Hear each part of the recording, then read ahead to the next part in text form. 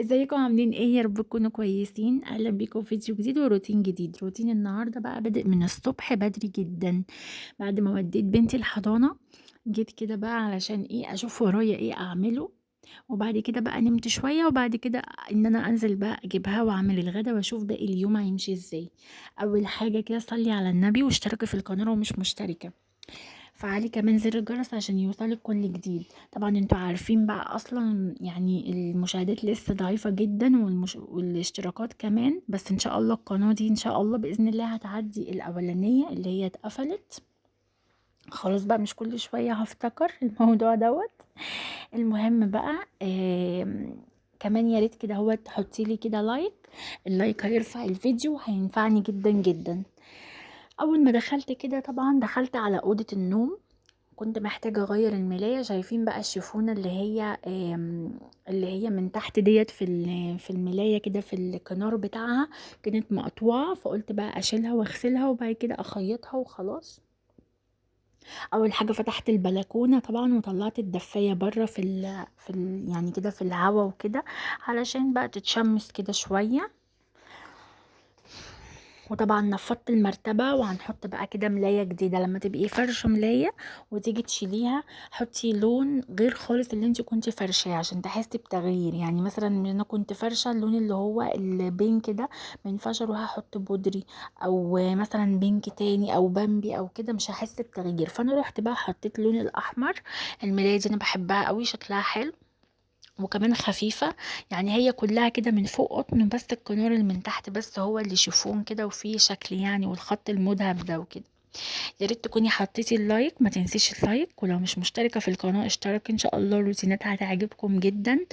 يعني انا بحاول ان انا بس ايه يعني آم يعني اصور وكده علشان طبعا انا اكيد زعلانه علشان القناه بتاعتي الاولانيه برضو مفتقداها قوي قوي قوي. احنا ان شاء الله كمان انا يعني ان شاء الله كمان هغير الاسم بتاع القناه ده. انا الاسم ده سميته في لحظه غضب يعني، كنت متضايقة وكده علشان طبعا القناة الأولانية، فسميت دي كده أي حاجة، بس لازم استنى أسبوعين عشان أقدر أغيرها تاني. وأنا ما بقاليش أسبوعين أصلا في القناة، ففاضل كده تقريبا أسبوع ولا حاجة وهنغير الاسم وهنشتغل روتينات حلوة جدا. بس تحطولي لايك واشتركوا في القناة لو مش مشتركين. وإن شاء الله القناة تعجبكم بإذن الله. بعد بقى كده ما فرشت الملاية رحت كده جبت البخاخ بتاعي، شوية مية شوية برسيل جل، ويعني الأحسن كمان من البرسيل الجل الدوني، ريحته جميلة قوي وبيفضل كده شوية في الإزاز أو في الخشب وريحته هتبقى جميلة قوي معاكي. وممكن كمان لو معاكي الإزاز والخشب متربين قوي تحطي كده معلقتين من الخل، هينفعك قوي في ان هو يلمع الإزاز ويلمع الخشب من التراب. لكن أنا عشان إيدي في الحاجة على طول فساعات بحط بصراحة خل وساعات ما بحطش. الوقت ده ما كانش عندي فما حطيتش اصلا خل. هنا برضو كده هنمسح كده على طول الشفونيرة.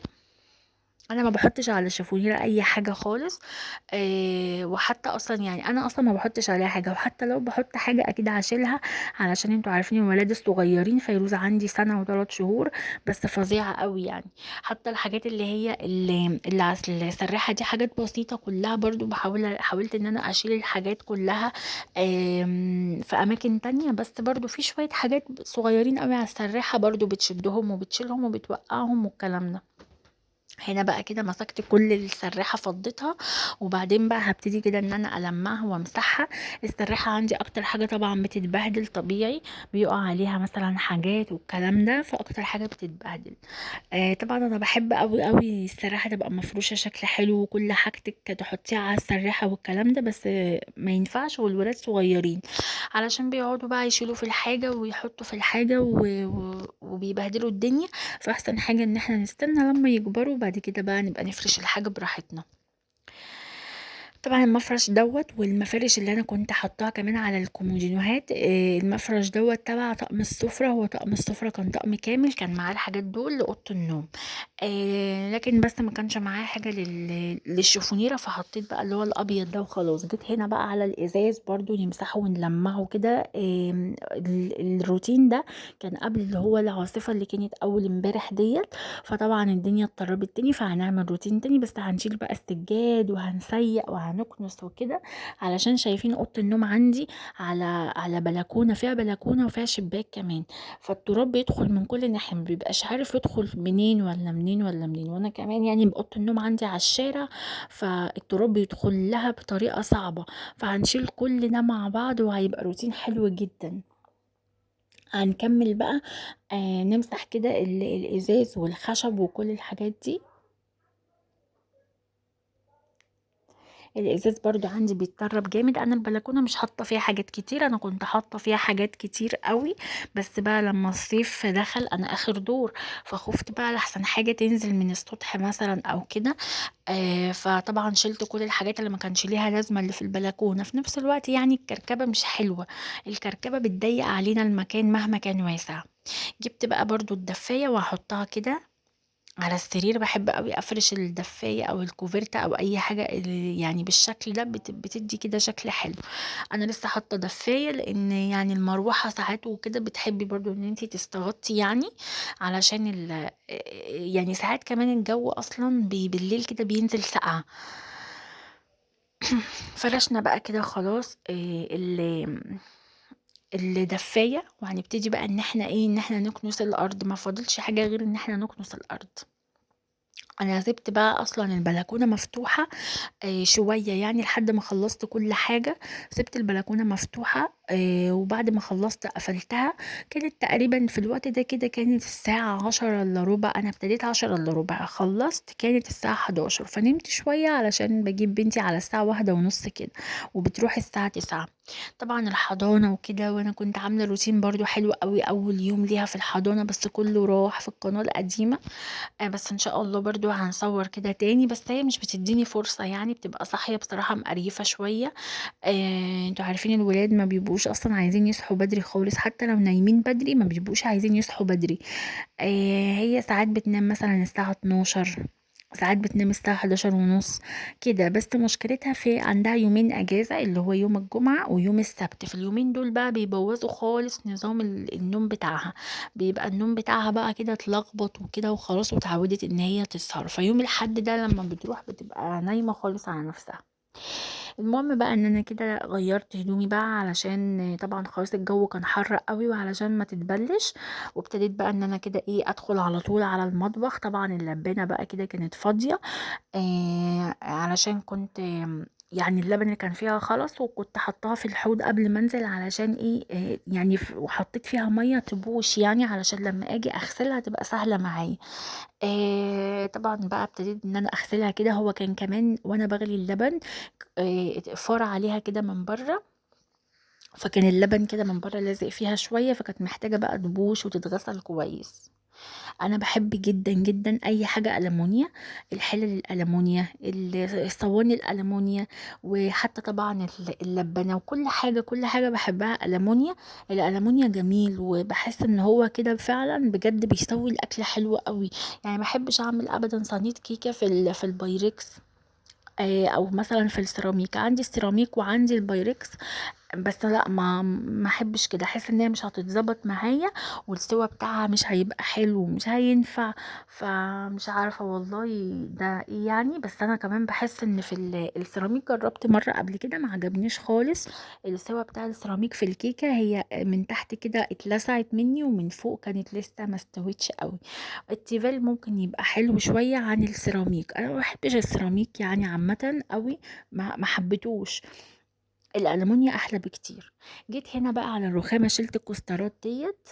انا الكوسترات دي كنت جايباها طبعا عارفين بتاعت الحاجات السخنه وكده، بس انا حبيت ان انا احط عليها الحاجه شكل يعني. شلت المعالق بقى، اشيل المعالق من الصفايه.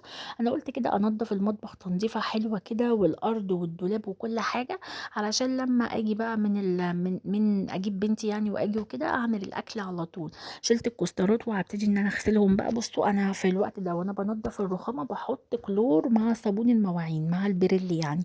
لكن في العادي ما تحطيش كلور ابدا وانت بتغسلي المواعين، عشان غلط طبعا. ممكن تحطي شوية خل أو عصرة ليمونة. لو المواعين عندك مثلا بتاعت سمك أو كده، أو عايزة إن انت يعني ايه تلمعي يعني المواعين بتاعتك حلوة أو تديها ريحة حلوة. لو البريل ملوش ريحة تحطي كده مثلا، تمسكي كده عصرة ليمونة تحطيها مع تعصري كده الليمونة كويس في الإزازة بتاعت الصابون، وترمي كمان القشرة بتاعت الليمونة، هتديكي ريحة حلوة قوي وهتلمع معاكي المواعين. أو شوية خل. لكن الكلور ما ينفعش خالص، يعني انا شفت كذا حد بيستخدم الكلور مع الكوبايات والاطباق، ازاي مهما اتغسل بيفضل الريحة برضو شوية فيه. واصلا غلط غلط جدا، يعني اكيد الكلور ما ينفعش يا جماعة في المواعين. هنا بقى كده جبت كده الليفة بقى اللي بنضف بيها، وابتديت بقى ان انا انضف كده الرخام والسيراميك والفواصل اللي هي بين الرخام والسيراميك، وهننضف كل الكلام دوت. ساعة واحدة بس وعملنا فيها حاجات كتير قوي. عايزة اقول لكم اصلا اليوم ده قبل ما انام كنت كانسة الانتريه والركنة والسفرة. يعني كنت كانسة الجزء اللي من بره، وكنت كمان منضفة الحمام قبل ما انام، يعني اول تواليت. يعني بحب اتكلم بطبيعتي يعني. فلما قمت بقى الصبح زي ما شايفين ما كانش فاضل غير الحاجات دي. اوضه الاطفال طبعا يعني انا غيرت الملايه فيها وكنست الارض وفتحتها تهوت، بس بقى بعد ما بنتي جت من الحضانه وكانت كمان فيروز صحت، عشان انا ما اقدرش ادخل الاوضه اعمل اي حاجه طبعا وهي صاحيه، وهي نايمة قصدي. فسبتها بقى كده للآخر، لكن أنا كنت يعني إيه بحاول أعمل أي حاجة في أي وقت أنا فاضية فيه. جيت من الحضانة كنت يعني حاسة إن أنا فايقة شوية، فعملت شوية الحاجات اللي كانوا ورايا. الساعة بتاعة الصبح دي بتبقى جميلة قوي وبيبقى فيها بركة في الوقت، بالذات لو الولاد نايمين. هنا بقى طبعا مسكت كده كروانة، حطيت فيها مية وحطيت فيها شوية من صابون المواعين، صابون بس بريل بس من غير أي يعني كلور ولا حاجة.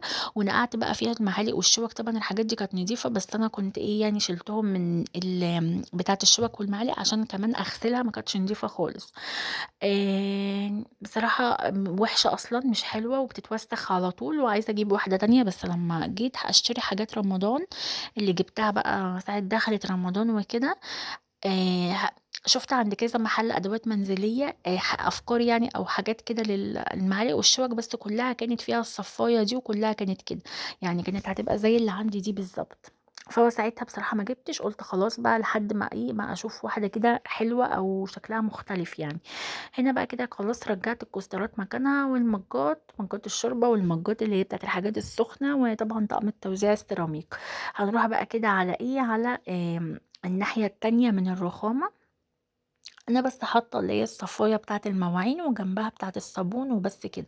بس طبعا لازم برضو نغسل الرخام، الناحيه التانية نغسل الحوض ونغسل الحنفيه، عشان كده نبقى خلصنا الرخامه كلها. البوتاجاز عندي كان نضيف، يعني انا قبلها بيوم ما عملتش اي حاجه في المطبخ غير البوتاجاز. صراحه انا ابتديت كده، قلت هعمل المطبخ كده معايا بسرعه، بس حسيت ان انا تعبانه وعايزه انام، فخلاص ما ضغطتش على نفسي، عملت البوتاجاز ونشفته ولمعته، وسبت بقى بقيه الحاجه. ما كانش عندي مواعين خالص، بس كنت محتاجة أعمل العملة دي في الرخامة، يعني أو أعمل التنظيفة دي في الرخامة.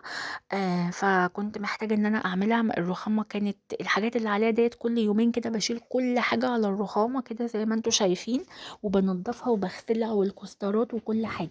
لكن طبعا الحوض والرخامة اللي هي اللي فاضية قدامنا دي كل شوية أصلا بنعملها، او كل يعني شويه بننضفها. كنت كمان ما عايزه اسيق الارض، كنت عايزه انضف الدولاب بتاع المطبخ، بس ما كانش معايا وقت بالليل زي ما قلت لكم. يا دوبك بس كده كنست ولمعت كده الخشب والترابيزات وكده في الصاله بره الصاله والانتريه. وكمان كنت يعني يعني كنست الارض وكده. فخلاص بقى ما كانش عندي طاقه ان انا اكمل البوتاجاز. جيت هنا بقى كده برضو بالصابون اللي معاه شويه كلور، وابتديت ان انا كده بالليفه كده انضف الدولاب بتاع المطبخ على طول، نضف معايا. القلم ده احلى حاجه فيه ان هو بينضف وبيلمع وبيبقى جميل بسرعه. والدرج بقى وكل حاجة كده في المطبخ هننضفها ونلمعها بسرعة في ساعة واحدة بس. زي ما قلت لكم لميت فيها بقية الشقة، يعني عملنا أوضة النوم وعملنا المطبخ، والجزء التاني كان معمول من قبلها بيوم.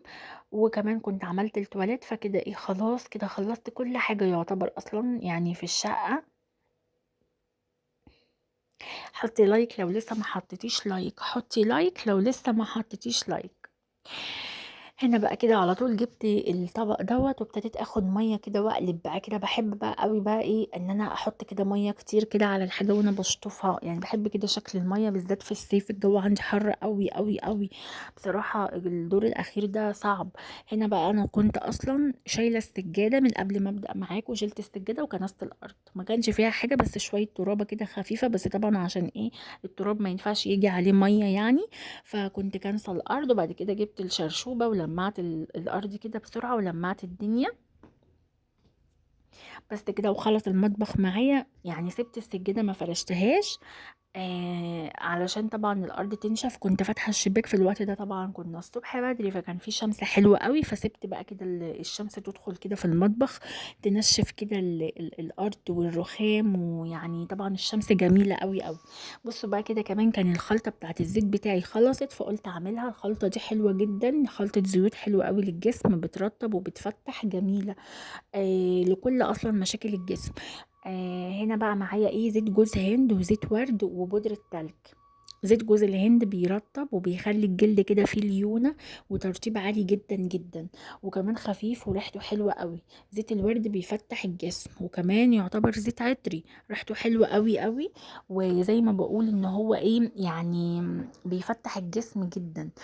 لو مسكتي قطنة وحطيتي عليها زيت ورد ومسحتي بيها اي جزء في جسمك هتلاقي القطنة بقت سودة، والقطنة ما بتكدبش. جربوا بس الطريقة دي هتعجبكم جدا، بس ما تحطوش على البشرة، بالذات اللي بشرتها حساسة ما تستخدموش على البشرة. انا عامه ما بستخدمش اي نوع زيت على البشره خالص. هنا بقى حطيت كده زيت ورد، وزيت الورد حطوه نص كميه جوز الهند، يعني لو معلقتين زيت جوز هند يبقى معلقه زيت ورد بس، ومعلقتين كده بودره تلج. بودره التلج جميله جدا، يعني بتحس ان هي كده بتهدي الجسم لو في اي تحسسات او كده، وكمان بتفتح الجسم وبترطب الجسم جدا. شايفين بقى كده الزيت لما دهنته كده على الايد اصلا بيعمل كده لمعة جميلة قوي في البشرة. ما تنسوش اللايك والاشتراك في القناة، جربوا الوصفة التحفة دي. باي باي.